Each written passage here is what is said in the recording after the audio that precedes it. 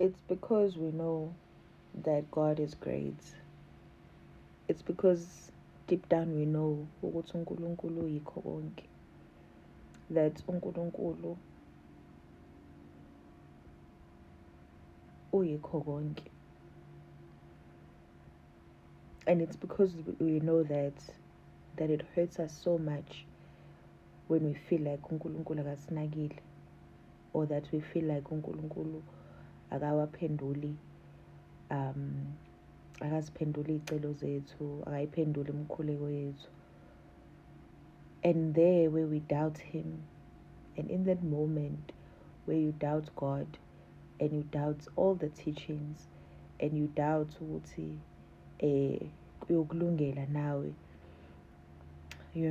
and uyazama Nkosi yami, uyahamba imvuselelo, uyakhala, uyazila, uyafasta, uyaya kuma-pilgrimage, uyakhuleka, uvuka u-3 ekuseni uyakhuleka, but akwenzeki and awuphenduleki. And it's at that moment where you are like, nakho-ke, and naba ba-right, abakholwa kodwa ba-right. Iy'mpilo zabangakholwa ave zi-right, iy'mpilo nje zomuntu ongakholwa zi-right. And scenario le ntshumayelo le yokuthi ungamsoli uNkulunkulu ungamdoubt, uNkulunkulu ungamquestion. I'm telling you today that please question God, because he has all the answers, and there's no pain in our lives that is greater than him. Please question God.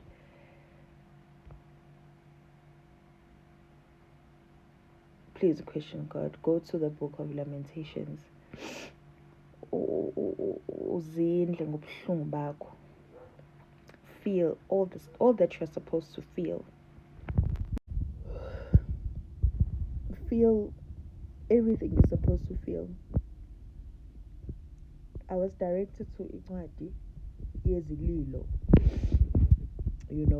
Abaningi bazi incwadi kaJob. The book of Job, which are classic stories of abandonment. Ukuzizwa engathi uNkulunkulu kulahlile, ukuzizwa engathi usehlane, udangele. Yabo. Kanti uma ufuna leya ncwadi yezililo, kulungile ukuthi ulile, because it's in that pain and in that betrayal, nasekuzindleni kwakho, where you know ukuthi ngeke kodwa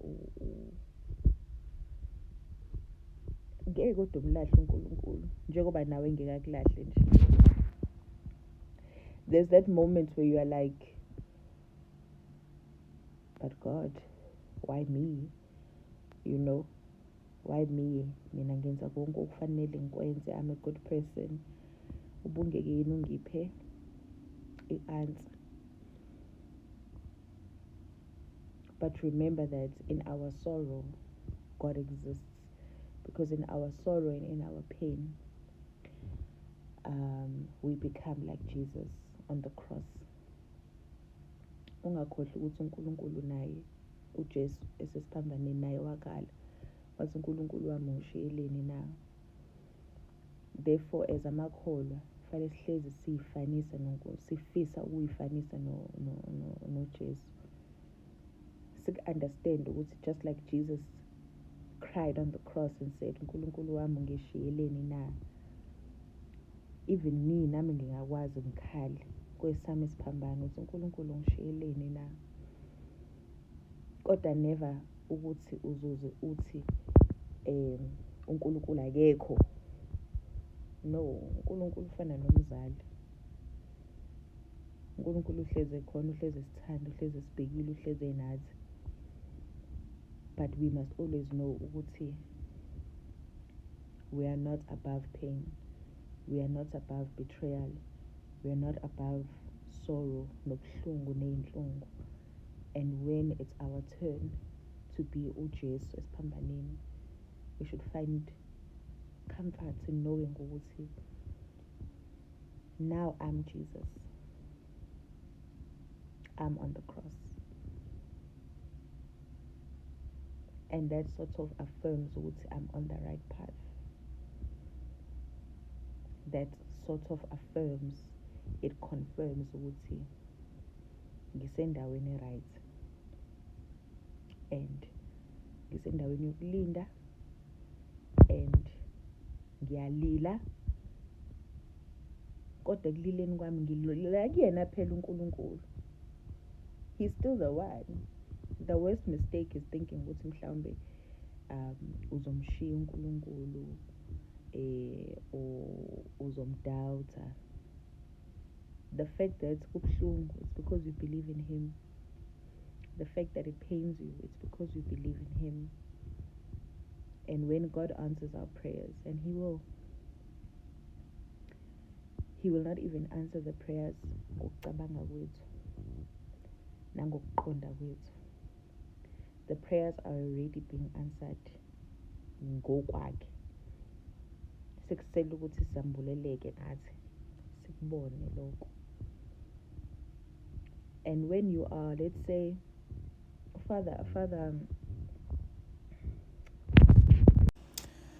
Boniface Hicks, in conversation with Father Mike Schmitz, right, on YouTube, with Ascension Press, speak about how khona phela okufanele ahanjelwe, khona phela ofanele akhulekelwe, ukhona phela okufanele abe khona in sorrow ukuze intando kaNkulunkulu yenzeke ezimpilweni zabanye abantu.